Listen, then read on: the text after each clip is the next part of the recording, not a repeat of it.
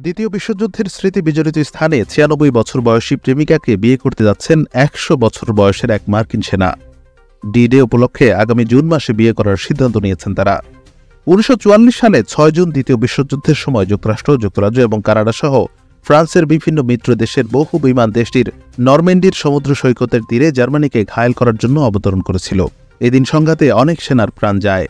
দিনটি দ্বিতীয় বিশ্বযুদ্ধের মোড় ঘুরিয়ে দিয়েছিল। তাই এই বিশেষ দিনটি ডি-ডে নামে পরিচিত। শতবর্ষী প্রবীণ হেরল্ড টেরোসও সেদিন ফ্রান্সের বিমান বাহিনীর সদস্য হিসেবে সেখানে উপস্থিত ছিলেন। আগামী ৬ জুন ডি-ডের ৮০ বছর পূর্তিতে তাকে বিশেষ সম্মাননায় ভূষিত করা হবে। ফ্রান্সের নরম্যান্ডির সমুদ্র সৈকতের তীরে দ্বিতীয় বিশ্বযুদ্ধের স্মৃতি বিজড়িত জায়গায় টেরেসের ইচ্ছা অনুযায়ী আগামী মাসে তার প্রেমিকের সাথে বিবাহ বন্ধনে আবদ্ধ হতে যাচ্ছেন। বার্তা সংস্থা এএফপিকে টেরেস জানান, তাদের ভালোবাসার গল্প অন্য সবার থেকে আলাদা। এমন গল্প আগে কেউ শোনেনি। আর তার প্রেমিকা বলেন, টেরেস একজন অসাধারণ মানুষ।